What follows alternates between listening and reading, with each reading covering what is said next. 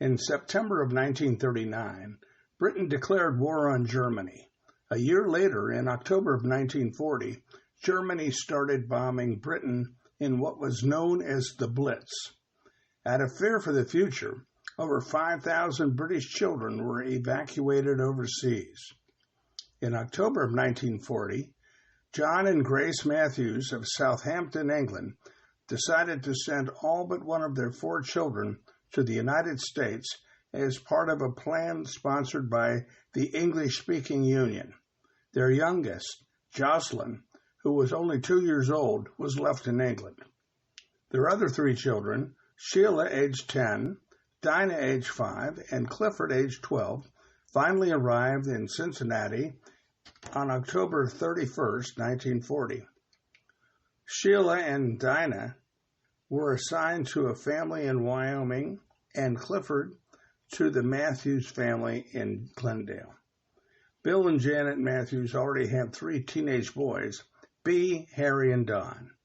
In September of 1943, Sheila and Dinah were reassigned to the Mathews family when their Wyoming family was transferred to Indianapolis on military duty.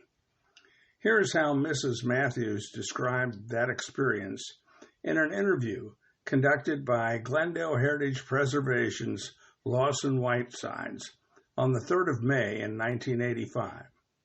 Be free, yes. England means as much to you as England means, and Yeah. it was a very emotional thing because England was being bombed at the time. Yes, they were. Well, now, is that about the time that the Mathews boy came to your house from England?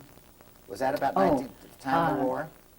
Let me see. This was the Second World War, That's right. We're up. and Bill came home on vacation and went to a meeting of the English-speaking Union, and they said that they were trying to place some English children in the United States. This is about 1939 or 40. Yes, and that they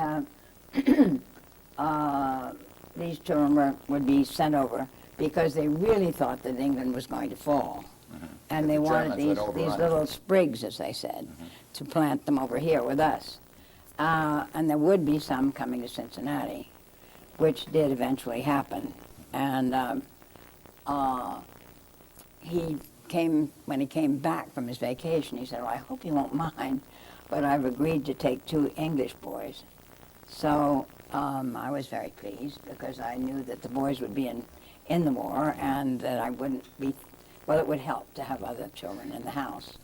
But the placement of the girls turned out to be a very unfortunate one, his youngest sisters. So, but the boy's name was Mathews. Wasn't that funny? But it wasn't spelled. No, it's 1 T. 1 T, and One yours T. has the 2. Isn't that funny? But a Mathews all the way from England to Glendale to stay with the Mathews family. Wasn't that funny? It really is. Now, he stayed over here after the war, or he went back to England? No, he went back. They took him back on a battleship when he was old enough to fight, and he did join the English Army. Toward the end of the war. Yes, and he did do some fighting. But the girls stayed here, stayed on with us. Well, the girls, they eventually came to your house, too, didn't they? Yes. It was a bad placement of the girls. It was an unhappy sort of a thing. And eventually they joined. And that's the one that was recently here during your grandchild's wedding? She's still here. That's what Yes, I saw this morning. that was the middle one. That's Sheila. Yeah, that's good. In June of 1945, after VE Day, Clifford returned to Britain. A few months later, in September of 1945, Sheila and Dinah returned to Britain. Later on, Dinah returned to the U.S. to attend Secretarial College and met her future American husband at Columbia University. Clifford returned to the U.S. to work for Thomas Cook in New York and met his American wife there. Sheila remained in Britain and married a Scottish doctor. Jocelyn, the youngest daughter, discovered the letters exchanged by their families in her mother's attic and compiled them into a book called Special Relations. She eventually visited the Mathews in 1959 and went on to visit California, where she met her future husband, making it 3 out of 4 personal special relationships between Britain and America for the British Mathews siblings.